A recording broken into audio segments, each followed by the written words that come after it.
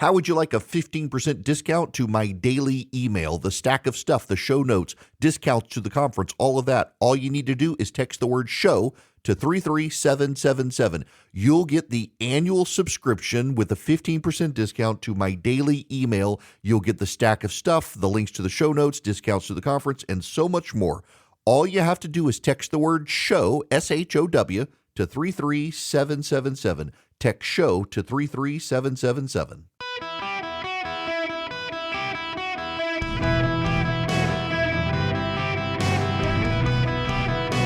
Welcome to the Eric Erickson Show podcast, Hour 2. Hello, America. It's Eric Erickson here across the United States. The phone number, 877-973-7425. I got to correct the record on something I said earlier, and thankfully from Rick on government shutdowns and processing payroll. And he says, actually, what's going on here is there's no budget allocation. So because these departments are unfunded, they don't have taxpayer money. So the person in charge of the money could send enough to pay the payroll if the people are essential, but they can't because there's no money to pay the people. It hasn't been allocated by Congress. So that's why people aren't getting paid. Essential employees are required to remain on their job.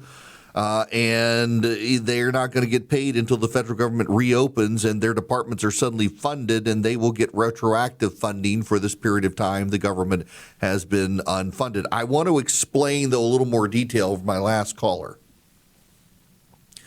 So the House and the Senate operate under rules. Under the Constitution, each House comes up with its own rules of operation. In the House of Representatives, the majority rules the roost, and you need 218 votes typically, depending on how many people there are in the House at the time, to pass legislation. And if you get 218 votes, well, you can pass the legislation. In the Senate, you have to be able to close debate. This is very Robert's rules. I was a parliamentarian for a number of years, and under Robert's Rules of Order, you have to close debate before you vote on legislation. Oftentimes it's called calling the question. So you move to call the question. And the rule under Robert's Rules of Order, and it's very similar in the United States Senate, is that every person gets to speak on the legislation. And once every person has spoken on the legislation, then you can call the question automatically. But until such time, if there are people who still want to speak, under Robert's rules, it's a 2/3 vote. Under the Senate, it's 60 votes to be able to call the question. It's a deliberative body. The House is it's a legislative body, but not a deliberative body. The Senate is a legislative body and a deliberative body. That means it takes its time to process information and debate. And under the rules of the United States Senate, every single senator gets to speak on legislation, and you cannot shut down debate for 72 hours. And when you get to the 72-hour mark, you can only stop debate if 60 senators agree to stop debate. The exception is the speaking rule. If they wanted to do it, the Senate Republicans could force every Democrat to speak. And once every Democrat has spoken, they would be able to close debate. There's a reason they don't do that, though. It could take even longer to do that than to fight the shutdown the way they're doing. Why? Because every single Democrat would get an unlimited amount of time to stand up and speak. They could put on Depends. They could put in a catheter. And as long as they can stand,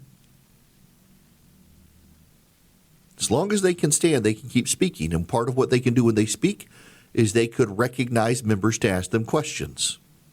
So Senator Schumer could stand up.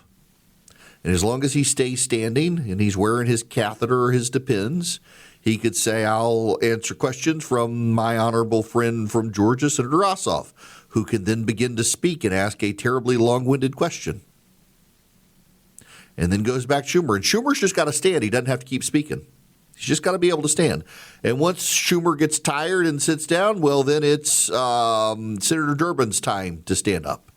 And once he's done, it's Senator Warren's time. And on it goes. And it could take weeks.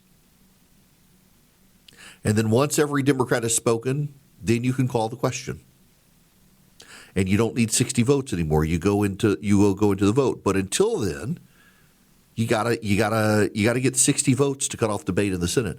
So what's happening when they say it's the measure is passing 55 to 45? What's happening is that they've got 55 votes to cut off the debate in the Senate. They need 60 votes to cut off the debate in the Senate. Until they get to 60 votes to cut off debate in the Senate, the debate continues. Now, there's a problem for the Democrats in this. In addition to the rhetoric, so if you were here the first hour, part of the problem for the Democrats in the shutdown debate is they're saying Donald Trump is Hitler, and if you'll just fund health care and NPR, we'll let you still be Hitler, which may play well with the moderates who don't really care, recognize as a partisan talking point, but for progressives really believe you got to stop and you got to fight. You got to stand and you got to fight. You got to do something. This, after all, is Hitler. And if this is Hitler, well, the old rules don't apply. The rules of decorum, the rules of governing, they don't apply anymore because you got to stop Hitler. I played you this clip yesterday. It's worth playing again. This is Mehdi Hasan. Now, giving him the benefit of the doubt here, which I would rarely do for someone like this, you got to keep in mind that he is British, born and raised in Great Britain. He became a naturalized American citizen in 2020. He is fairly ignorant about the American system of law. And I want to play you this because it's relevant, because a lot of the progressives are saying stuff like this. What tools does the minority party have to use to push back? It's a great question. And when I was mocking Schumer and Jeffries yesterday, Matt Iglesias was like, well, what else do you want them to do other than win the midterms? Well, there's a few things you could say here. Obviously, they don't control the Senate or the House. Obviously, we know that. But we do know that when Republicans don't control the Senate and the House, they do find multiple ways to jam up the system. There is ways for minority party to be much more aggressive. For a start, stop voting for things. Like, stop voting for everything. Stop this bipartisanship. This has to end. You've got even my friends over at the Pod Save universe saying, stop all this. Like, you don't vote to fund a government that is rounding up American citizens, right? That is putting troops on the streets. This idea that, if they just fiddle with the bill here and there, we can do a deal and fund the government. Stop voting for things. Be obstructionist. Be negative. Be cynical. That's for a start, just in terms of what you can do. Hold your own investigations. Fan out on the media with actual communications people. I said this in a previous chat you and I had. Have some kind of shadow cabinet that's ready to go and respond on various issues at all times. Elevate the good people in your party to speak. Jeffries and Schumer, it's not just about tactics. It's about a worldview. I don't deny that Democrats lack weapons and lack power on Capitol Hill. What bothers me is the mindset, because what happens when they do get power back? They're not going to do anything with it because they're still obsessed with this fake golden age of bipartisanship that never existed. You have to have a shadow cabinet. They can't do a shadow cabinet because you have to have somebody be the shadow president, and they're all fighting over being shadow president. There's no leader of the Democratic Party. That's the problem with the party in opposition, is there's not a leader for the party in opposition, so you can't have a shadow Homeland Security Secretary because whoever that person would be wants to be the shadow president. They're all fighting over that. You can't hold investigations because in the minority you don't have subpoena power, so you can't really hold an investigation. What you can do is obstruct, and they can obstruct everything. But at some point, if they obstruct too much, the voters get mad at them. And this is the problem for the Democrats right now. Voters in the United States. And now listen, I'm going to make a nuanced, grown-up point here. Put on your big boy pants and understand this point. Because it's real, it's true, it's in the data, even if you don't like me saying it. Donald Trump is not popular in the country. He's got 40 to 45% approval rating.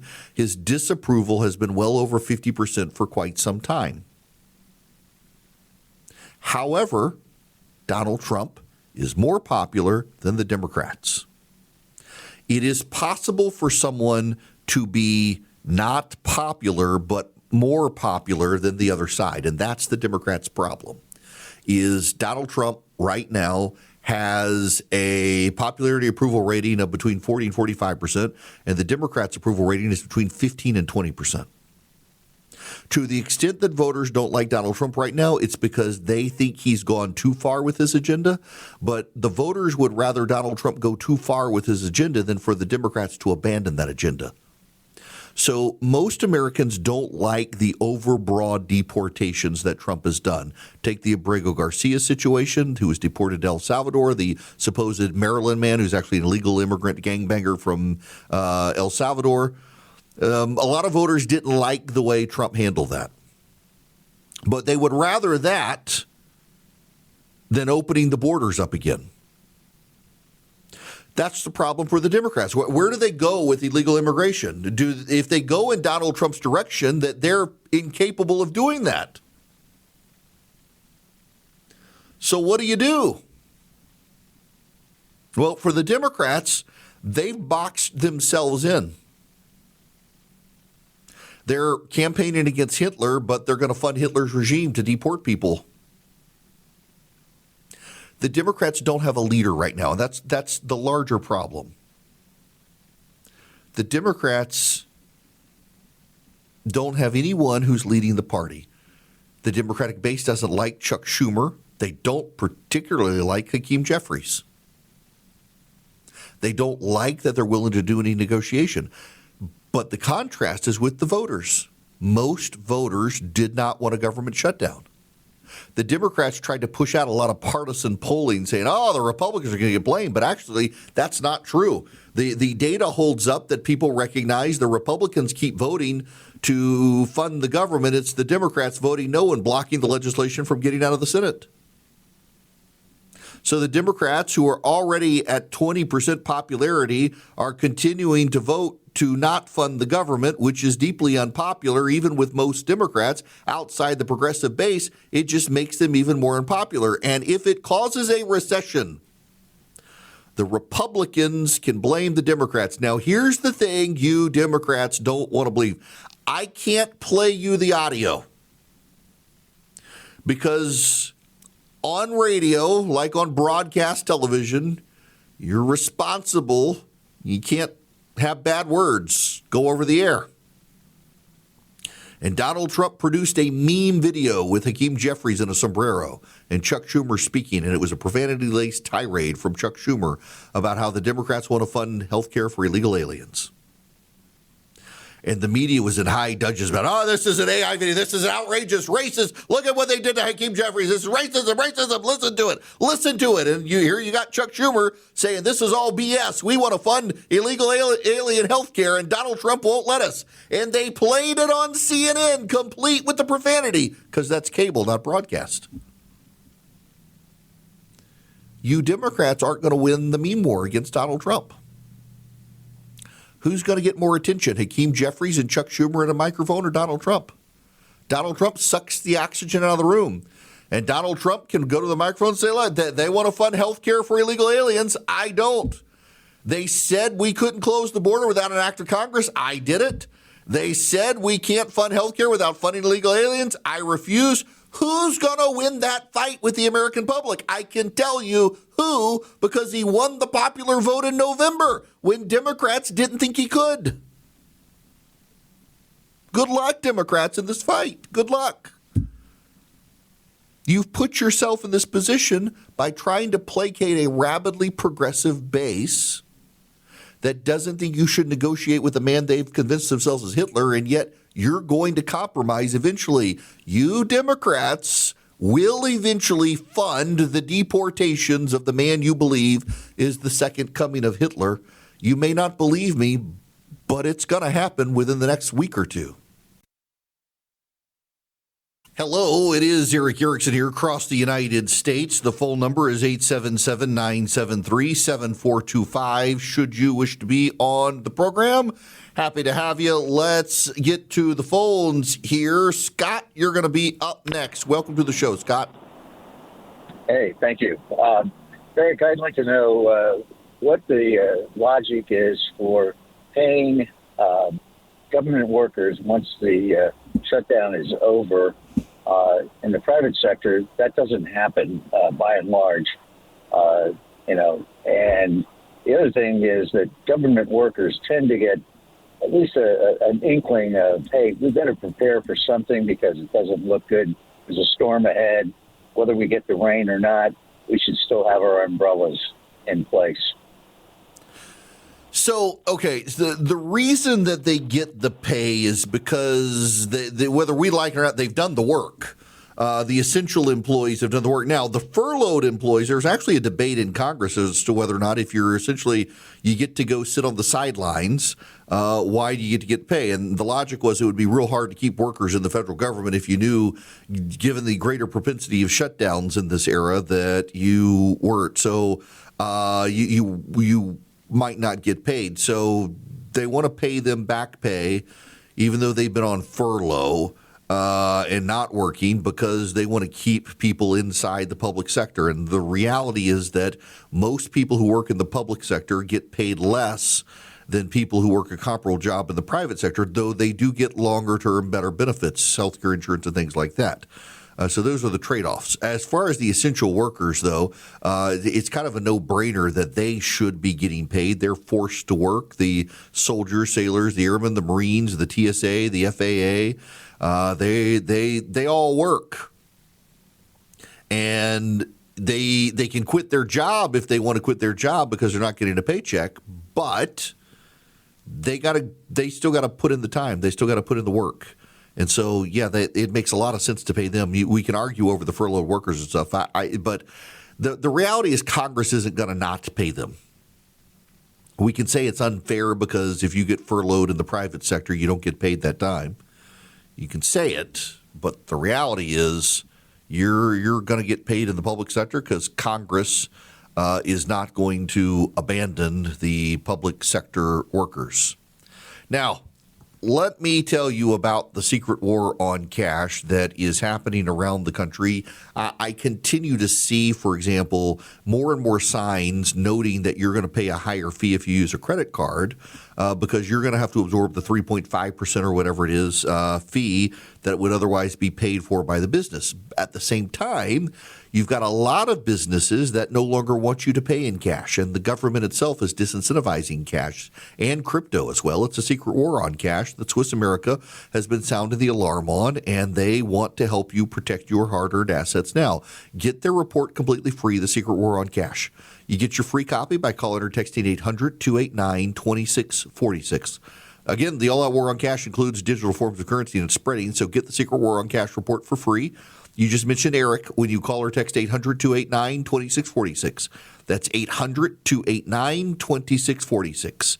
800-289-2646. Text my name, Eric, E-R-I-C-K, to 800-289-2646. You can also go to SwissAmerica.com/Eric. That's SwissAmerica.com/ERICK. Message and data rates may apply. Let Swiss America help you. Hello, welcome. It is Eric Erickson here. The phone number is 877-973-7425. Should you wish to be on the program, I would be delighted to have you with me. I want to take one more phone call here before I move on to other stuff. Joey, you're going to be up next. Welcome to the show, sir. Hey, how you doing today, buddy? Great. What's going on? All right, so three things. One, your call screener is super nice. Two, I want to give my mom a shout-out for not raising the Democrat. Three, what happens if a government employee who's not being paid just doesn't show up? So, like, say they don't have any money for gas or whatever. What happens if they don't show up? Do they get punished? Yeah, they can get punished. They can actually lose their job if they're an essential employee and they don't show up. And if they're in the military, it's even worse than that. It's in a miserable situation for the essential employees. Let's just take the air traffic controllers. They've got to be on the job, and people's lives are at risk. So they've got to be there, but they can't get paid because there's no money in the budget to pay them, even though they are technically essential and there's a fee and tickets that should go to them. Now, I will tell you that there actually has been an effort in Congress in the past for essential employees that are fee-based And that's a very, very precision term here, fee-based. So, for example, when you fly, there's a surcharge on your ticket. And that ticket goes to cover the FAA flight, the flight controllers and the TSA agents.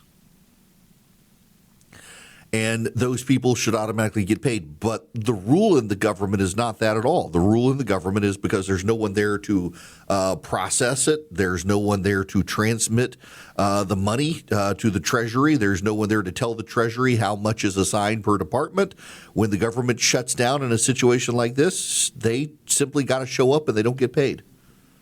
And again, it's real important here. I can't emphasize this enough. If you got some spare cash laying around and you want to make a donation to a food pantry or food bank, it's worth considering making a donation because you're going to have some federal employees. Most often it's younger enlisted members in the military who don't make a lot of money to begin with. They're forced to go to work and they're not getting paid. You could be helping those families in a very real and meaningful way if you can contribute. And I gotta say as well that it would be worth considering making those donations as well, just because the reality is there are so many people out there that just, they're having a real hard time. And the federal employees on top of it. Just anything you could do to help would certainly help them. I want to jump over to the White House. J.D. Vance is speaking, and let's listen in to him for just a little bit as he's talking about this shutdown. The government first. Now, Caroline, I don't know how you do this, how you actually choose people, because I don't know 90% of the names in here. Is it just who's the best dressed? Okay, I really like your shirt. Go ahead. Thank you, Mr. Vice President. You are president of the Senate. Can you talk about what you're doing, what the administration is doing to try to get other Senate Democrats to vote to open the government? Yeah, we're talking to a number of our colleagues, Democratic and Republican, in the Senate. I talked to a number of them last night. The president, of course, is talking to them as well. I think there really are two categories of demands that I've seen privately from congressional Democrats. I think on the one hand, those who are negotiating in good faith are saying, look, we just want to make sure that we're able to have a conversation with the administration about some of the critical needs that we see that need to get fixed over the next few months.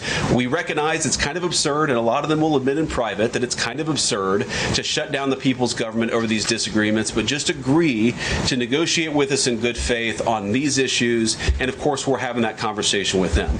Then there's another category, people who say, give us everything we want or we're going to keep the government shut down. We just write those people off because they're not negotiating in good faith, and frankly we don't need them. We've already got 3 more Democrats last night than I thought we would get, and I think it's because they recognize the illogic of the position of taking the entire American economy hostage because they don't get their policy priorities. So 3 moderate Democrats joined 52 Republicans last night. We need 5 more in order to reopen the government, and that's really where we're going to focus, is how to get those 5 additional Democrats. Thanks, Mr. Vice President. First, 2 questions. Are there plans to meet Democratic leaders again in the coming days, or are you planning on plucking off senators one by one? So that's the whole question? No, I got a second part. Okay, go ahead and ask the second question. So the president's been posting some images of Leader Jeffries and Senator Schumer. I saw. Recently, you've said that you're interested in good faith negotiations with these leaders, but what message does that send? Is it helpful to just post pictures of Leader Jeffries in a sombrero if you're trying to have good faith talks with him? Oh, I think it's funny. The president's joking, and we're having a good time. You can negotiate in good faith while also poking a little bit of fun at some of the absurdities of the Democrats' positions, and even poking some fun at the absurdity of the Democrats themselves. Team Jeffries right now, I make this solemn promise to you that if you help us reopen the government, the sombrero memes will stop. And I've talked to the President of the United States about that. Now, to your first question, are we negotiating one-on-one? Are we negotiating in groups? Look, I will go to the U.S. Capitol right now and meet with Chuck Schumer or any Senate Democrat if it helps us reopen the government. Most of the conversations, in my experience at least, have been one-off. We're also, of course, relying on some of our Senate Republican colleagues who have good relationships across the aisle. We're going to do whatever we have to do is the answer, and I think it's tough to predict what shape this negotiation is going to take over the next few months, but I feel good about the fact that Democrats already realize privately the fundamental irrationality of their position. I hope that they're going to publicly acknowledge it and reopen the government. The guy in the back, yeah. Thank you, Mr. Vice President. You responded to a post on X and Chuck Schumer on the House floor back in 1996, railing against illegal immigrants receiving taxpayer-funded benefits.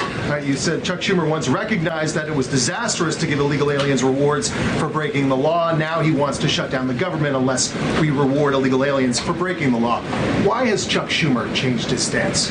You know, that's a good question. Actually, it's a very tough question. Asking me to get in the head of Chuck Schumer is not a place I particularly want to be, but my basic read on it is that the entire Democratic Party, the political leadership, not every Democrat nationwide, but the political leadership of their party has got it into their heads that the only way to be compassionate is to be compassionate to illegal aliens rather than American citizens. If you go back to what Bill Clinton was saying, even Barack Obama in some cases, what he was saying about illegal immigration 10, 15, 20 years ago, you would put them on the MAGA right based purely on their rhetoric around illegal immigration. So I don't know why they've gone so far to the left. I think it's bad for the country. I think it's bad for them politically. But our principle, all I can do is speak for the president that I serve and the country, the administration that I serve right now.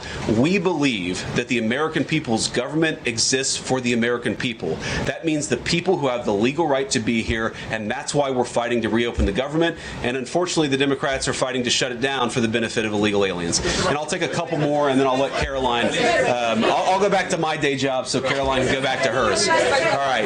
Yes. Thank you, Mr. Vice President.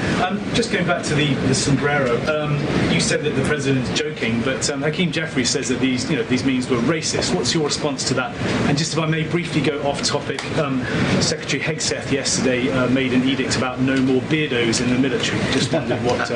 Sorry, what did he say? No more beardos. Beards. Oh, sorry, it's my accent. Just wondered your response to that. I didn't see that particular comment. I thought Pete gave a hell of a speech, and a speech that really is just oriented around returning the American military to the very high standards that it has had for virtually its entire history until Joe Biden came along and decided to lower standards. I think it was bad for our military, and it was bad for our troops. When I was a young United States Marine, I did not have a beard. I am now the vice president, so I get to do what I want to do.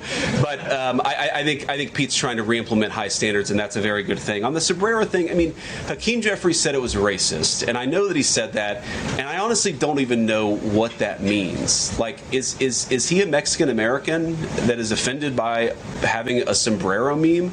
I mean, I saw one of the major TV stations put the meme up and then say this is AI generated, and he had like the curly animated mustache too. It's like, do you really not realize the American people recognize that he did not actually come to the White House wearing a sombrero and a black curly animation mustache? Like, give the country a little bit of credit.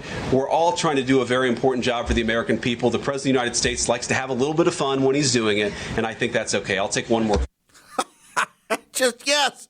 That's the thing that blew my mind was this is AI generated. Have y'all heard about the actress? Surely you've heard about the actress. I was watching the news last night, and it was the broadcast news. I want to say it was ABC. I was sitting at a restaurant bar eating dinner last night with Philip, and they had on the local news, and it went to the nightly news, the national news, and I think it was ABC, and they did a story on the AI actress that some company has turned up, and she looks like photorealistic. And Hollywood is all upset. Oh, my gosh. I mean, it's like the George Lucas strategy come to life. George Lucas very famously believed that if he could, that's why he liked CGI so much, because he hated dealing with actors. And if he could just stage them the way he wanted, he would have been very happy, put words in their mouth and stage them. Now, Lucas, of course, was a terrible writer, but nonetheless, that's what he wanted. And the reality is that they have this AI actress. Hollywood is all upset about it. The odds of this AI actress actually being in a movie probably actually slim to none, except for like adult movies or some nonsense. And but they're all upset about it. And then I was on CNN this morning, and I have on the split screen. CNN was talking about it. Fox News talked about it. CNBC talked about it. I never put up MSNBC. I don't care what they talk about. But they're all, it's this AI actress. Okay. She doesn't have a part in any movie, so not really an AI actress. It's not an actress either. It's a computer animation. And that gets me then to the Hakeem Jeffries, Chuck Schumer thing, where it's Schumer and Hakeem Jeffries. Jeffries has the little curly evil mustache and the sombrero on. And they're like, it's racism. It's racism. How, honestly, how is it racist? The point being, Hakeem Jeffries and Chuck Schumer want to fund health care for illegal aliens. It's what the Democrats do. They believe anyone who opposes them is racist, so they see this like, it's racism, it's racism. Of course that's what they were saying. Like J.D. says, I don't even know what they mean by this. Is he a Mexican? Well, what's going on here? How is it racist? But that's what they do. They scream about racism. And they don't want to actually confront the fact that, one, it was funny. As I said in my show notes yesterday, I really don't like that I can't play for you guys the audio of something put up by the President of the United States because of the massive amount of profanity in it. I actually don't like that the President does these things. If he wasn't the President, it would be different, but he's the President. And what example are we setting with our kids with that leadership when he puts stuff up with that language? And I get it, and I know I'm in the minority now, and many of you who used to care about this stuff, you don't care about it anymore. I've stayed where I am. You've evolved. That's fine. At the same time, I can still look at it and think, that's very funny. But the Democrats have no humor. I've still got some angry woman coming after me because last Monday, people, last Monday, I said on this program, I got a text from my son in school. The boys were already calling each other Tylenol Americans when they would do something dumb. One of the kids in class made a dumb mistake on a pop quiz where the answer to the bonus question was literally written on the chalkboard. He was the only kid in class to get it wrong because, again, the answer to the bonus question was written on the board, and he got it wrong. And the teacher picked on him in class, and he says, I'm sorry, I took Tylenol this morning. And everybody fell out laughing, including the teacher who gave him a point for cleverness. I've still, a week and a half later, have an angry white progressive woman, an awful, affluent white female urban liberal coming after me on social media. You still haven't answered why that's funny. You still haven't told me what the joke is on Tylenol Americans and making fun of people with autism. How dare you? A week and a half later, this woman will not let it go. She finds no humor in it. And apparently, you can't find something funny unless this scold on social media also finds it funny. I personally wish the president would not send out these profanity-laced memes. He is the president. He should set an example for our children. Donald Trump's not going to do that. I recognize it, and I know most of you no longer care, although if it was Bill Clinton, you'd be calling for impeachment. But I still recognize it was a funny meme, and all the Democrats have is, that's not funny, that's racist. Why? Because it picked on someone other than a white Christian male. That's the whole reason they don't find it funny. Hello there. It is Eric Erickson here. NYU has canceled a Federalist Society event that was going to be held on October 7th. Very, very notable here. Very notable. New York University Law School has canceled this Federalist Society event on October 7th because administrators feared protesters would disrupt it. It was going to be a conversation with Ilya Shapiro, who's a noted legal scholar who has written a book, Lawless, The Miseducation of American Elites. Shapiro is Jewish. He's been the target of campus protests. What I find very notable is this. For security reasons And because we anticipate an increased likelihood of demonstrations and protests connected to the anniversary of the October 7, 2023 incidents in Gaza, would it be possible to host Mr. Shapiro on another date? You heard that right. The anniversary of the October 7th incidents in Gaza. There were no incidents in Gaza on October 7th, 2023. The incidents were in Israel when people from Gaza went into Israel and murdered over 1,200 Jews. The latent, woven into the subtext of the email anti-Semitism, we can't have a Jew on campus on October 7th giving a speech because of what might happen. And they can't even be honest about what happened on October 7th, 2023. They have to say it was the incident in Gaza. New York University Law School not wanting to have a Jew speak on campus on October 7th, 2025 because of what happened in Israel on October 7th, 2023, because the law school fears anti-Semitic protesters and doesn't want to put in the effort to try to shut down those protesters. Jews are being censored on October 7th because of anti-Semitic protesters. The Trump administration should crack down on New York University. The Trump administration should take this on as a civil rights issue, that they're censoring a Jewish speaker on the anniversary of October 7th, when, by the way, he wasn't even going to talk about October 7th. It's just having a Jew speak on campus on that date could be triggering to anti-Semites. This is something people need to take seriously. Now, I got to tell you before I get out of here about Vision Computer. Vision Computer would love to have you buy a computer from them. You can go to visioncomputer.com today, visioncomputers.com, and you can order a computer from them. You can get their managed IT services. Call them at 404-COMPUTE. Tell them Eric sent you. You'll be able to save some money. 404-COMPUTE or visioncomputers.com. Vision Computers can take care of you.